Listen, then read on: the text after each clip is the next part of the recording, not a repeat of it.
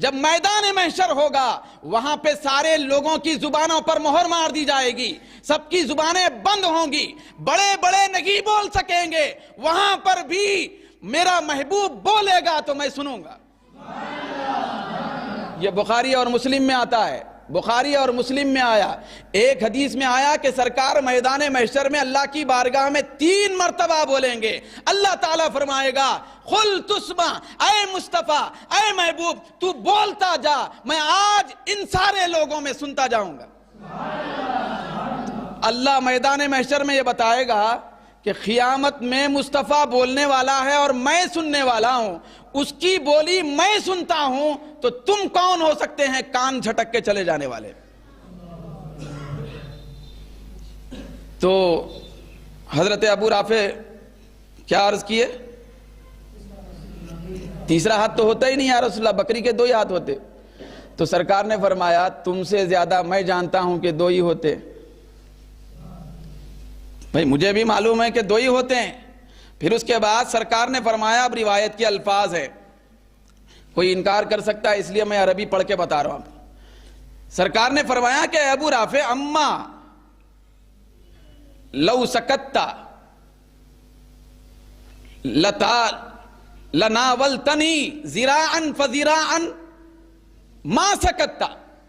سرکار نے فرمایا کہ اے ابو رافع، میں نے کہہ دیا تھا تیسرا ہاتھ لاؤ، اگر تم خاموش ہو کر زبان کھولے بغیر صرف سن کے اطاعت کرتے ہوئے جا کے ہانڈی کھول دیتے تو جتنی مرتبہ میں کہتا جاتا اتنے ہاتھ نکلتے جاتے۔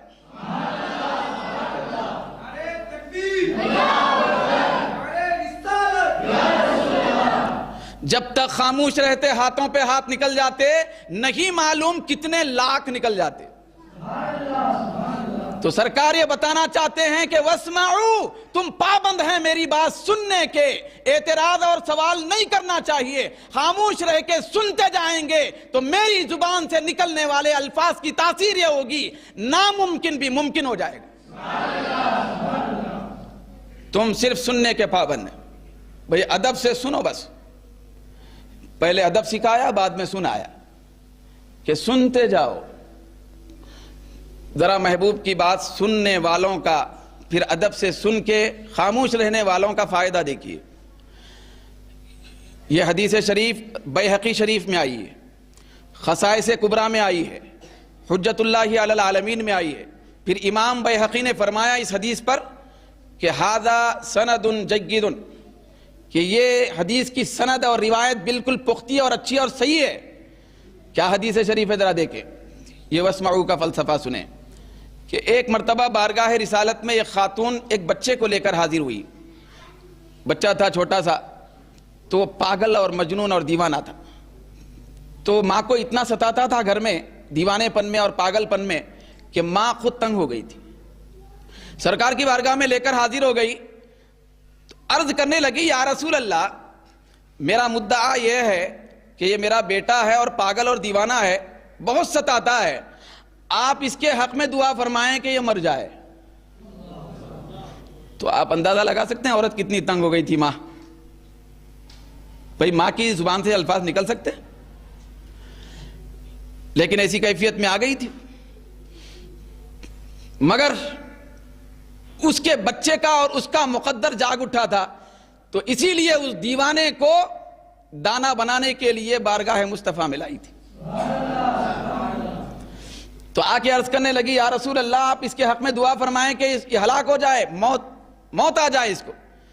تو سرکار نے مسکرا کر فرمایا کہ اے خاتون ایسا کیوں کہتی ہو، چلو میں اس کے حق میں دعا کرتا ہوں، جنبش لب دیتا ہوں، زبان کو حرکت میں لاتا ہوں اور اس کے حق میں یہ کہتا ہوں کہ انشاءاللہ تبارک و تعالی تیرا بچہ صحت مند بھی ہو جائے گا، جوان بھی ہو جائے گا، اللہ کے راستے میں آگے جا کے جہاد کرے گا اور جہاد میں شہید ہو کر جنت میں بھی جائے گا۔ تو وہ خاتون آگے اعتراض نہیں کری، اس کی خیریت یہ تھی کہ وہ بولی کیسے ہوگا، بچے کی کیفیت دیکھیے کیسے ہوگا، بھائی آپ فرما رہے ہیں صحت بھی ہوگی، جوان بھی ہوگا، لڑے گا، جنگ میں جہاد بھی کرے گا، شہید بھی ہوگا، جنت میں بھی جائے گا، کیسے ہوگا؟ وہ حاشیے خیال میں اس خاتون کے نہیں آیا. کیوں؟ اس لیے کہ اس کے ذہن میں بسا ہوا تھا وَاسْمَعُوا، تو صرف سننے کی پابند ہے. کیا کرنے کی پابند ہے؟ بس ادب سے کھڑے ہو جا، سن لے. تو اس کے بعد کیا ہوا؟ روایت بیہقی کے الفاظ سرکار نے فرمایا. اب وہ خاتون گواہی دیتے ہی واپس ہو رہی. سرکار نے جب فرما دیا، یہ الفاظ فرما دیے کہ جوان بھی ہوگا، صحت مند بھی ہوگا، جوان بھی ہوگا، جہاد بھی کرے گا، شہید بھی ہوگا. تو جب یہ الفاظ سرکار نے فرمائے، اسی وقت لمحے میں وہ بچہ تندرست ہو گیا.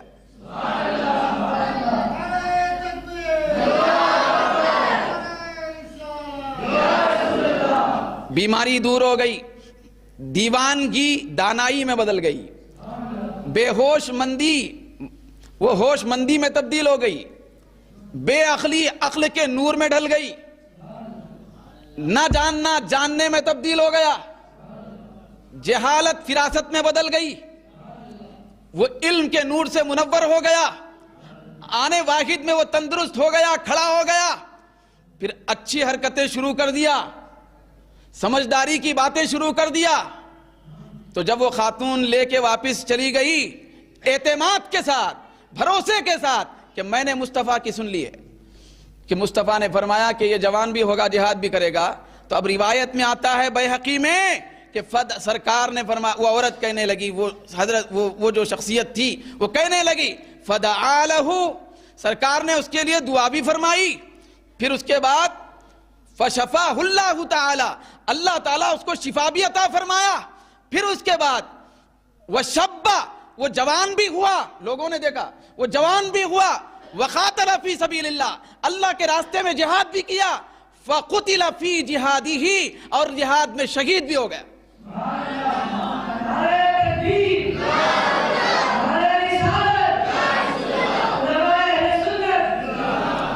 تو یہ سننے کی برکت تھی. کس کی تھی؟ صرف سننا ہے. تو اسی لیے ہمیں ادب سیکھنا چاہیے کہ ہمارے بزرگ بیٹھے ہیں، والد صاحب ہیں، بزرگ ہیں، اگر وہ بات کوئی کہہ رہے ہیں تو ہم لوگ اس بات کے پابند ہو جانا ہے، ادب سیکھنا ہے اس سے کہ ہم خاموش رہیں، زبان دراز نہیں کرنا بڑوں کے سامنے. یہ اسلام میں ادب سکھایا گیا کیونکہ اس کے اندر بہت سارے برکتیں کار فرما ہوتی ہیں، حکمت ہوتی ہے. تو بڑوں سے بات سن کر اگر عمل نہیں بھی کرنا چاہتے ہیں تو خاموش ہو جائے گا، خاموش رہنا، پلٹ کے جواب نہیں دینا ہے، بے ادبی نہیں کرنا ہے. یہ اسلام کا تصور ادب ہے. تو یہ سرکار کی سننے کی بات تھی. ذرا سننے والوں کا اور بھی بہت زیادہ فلسفہ ہے. میں آخری مراحل میں اپنی بات کو لا رہا ہوں کہ واسمعوا، تم سنو، بس سنو. یہ قرآن مجید میں سورہ نساء میں بھی دوبارہ اللہ نے فرمایا، کیا فرمایا کہ وَلَوْ أَنَّهُمْ قَالُوا سَمِعْنَا وَأَطَعْنَا وَاسْمَعْ وَانظُرْنَا لَكَانَ خَيْرًا لَهُمْ وَأَقْوَمَ. کہ اللہ فرماتا ہے کہ یہ یہودی لوگ جو مصطفیٰ کی باتوں کو نہیں سن رہے اور وہ رائنا کا لفظ بے ادبی والا بیان کر رہے، کتنا اچھا ہوتا کہ یہ کہتے سمعنا، ہم سن لیے، وَأَطَعْنَا، اور مان لیے، اور یہ کہتے کہ وَاسْمَعْ، مصطفیٰ ہمارا دکھڑا بھی سنے، وَانظُرْنَا، ہماری طرف نظر کرم فرمائے، یہ فرما دیتے. تو اللہ نے فرمایا، کیا فرمایا؟ لَكَانَ خَيْرًا لَهُمْ وَأَقْوَمَ، تو ان کے لیے یہ بہتر ہوتا اور مناسب ہوتا.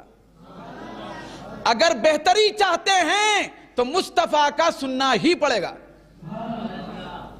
حضور کی باتوں کو سننا ہی پڑے گا، زبان دراز نہیں ہونا پڑے گا. تو اللہ رب العزت نے فرمایا پہلے پارے میں ہی کہ ام تریدون ان تسألوا رسولکم کما سئل موسیٰ من قبل، کیا تم چاہتے ہو کہ تمہارے رسول سے تم ایسے ہی سوال کریں جیسے موسیٰ علیہ السلام سے اس سے پہلے کیے گئے؟ اللہ نے فرمایا ایسا نہیں ہوگا. وہ موسیٰ تھے، لوگ آ کے ان سے بہت زیادہ سوال کر کے کشمکش میں ڈالنے کی کوشش کرتے تھے، لیکن میں پھر بھی برداشت کرتا تھا. یہ میرا محبوب ہے، یہاں اگر ایسے سوالات ہوں گے تو تمہاری دنیا بھی تباہ ہوگی اور آخرت بھی تباہ ہوگی. تم سوال زیادہ نہ کریں، سنیں، بس سنیں سننا تمہاری ذمہ داری ہے۔ چنانچہ حضرت عبد الرحمن بن مالک رحمۃ اللہ علیہ رضی اللہ تعالیٰ عنہ فرماتے ہیں، زرخانی میں حدیث ہے۔ کون سی معتبر کتاب ہے بھائی؟ زرخانی، مواہب لدنیا، بہت بڑی بڑی بڑی کتابیں ہیں۔ دیکھو، ایک ہے اعتراض، دوسرا ہے جواب۔ تو اعتراض کے لیے کتاب پڑھنے کی ضرورت نہیں ہے۔ کوئی بھی آدمی چورستے پہ کھڑے رہ کے اعتراض کر رہا، بھئی اعتراض شیطان کی طرف سے آتا ہے۔ تو اعتراض کتابوں سے نہیں ملتا، شیطانی چالوں سے نصیب ہوتا ہے۔ شیطانی چال۔ اب جیسے ہی میلاد کا مہینہ آیا، 8 دن پہلے سے 15 دن پہلے سے کھڑے ہو گئے، اعتراض ویسا کرنا جائز ہے یا ایسا کرنا جائز ہے، تو وہ ایسا کہیں کو کر رہے ہیں یا ایسا کہیں کو کر رہے ہیں، اعتراض۔ تو اعتراض کرنے والے کو جاننے کی ضرورت نہیں ہے نا، جاننے کی ضرورت ہے اعتراض کرنے والے کو؟ نہیں۔ تو میں جو کتابوں کا حوالہ دے رہا ہوں یہ معتبر کتابیں، اعتراض کرنے والے کو یہ کتابیں پڑھنے کی بھی ضرورت نہیں ہے، کیونکہ وہ اعتراض کرے گا سیدھے آڑے آڑے ہو کے، اعتراض کے معنی آڑے ہونے کے بھی آتے، تو اعتراض کرے گا آڑے ہو کے جہنم میں گرے گا۔ تو اعتراض کرنے والوں کو اعتراض مبارک، اور ہم کو جشن میلاد مبارک۔ تو حضرت جابر رضی اللہ تعالیٰ عنہ کا واقعہ بیان کرتے ہیں۔ حضرت عبد الرحمن بن مالک، زرخانی میں ہے حدیث، واقعہ بیان کرتے ہیں۔ حضرت جابر کے گھر سرکار کئی مرتبہ تشریف لے گئے، یہ ان کو ایک خصوصی فخر ملا تھا۔ حضرت جابر کے گھر بہت مرتبہ دعوت میں تشریف لے گئے ادھر، حضرت جابر کی دعوت کو قبول فرماتے رہے۔ تو ایک مرتبہ دعوت میں سرکار تشریف لے گئے،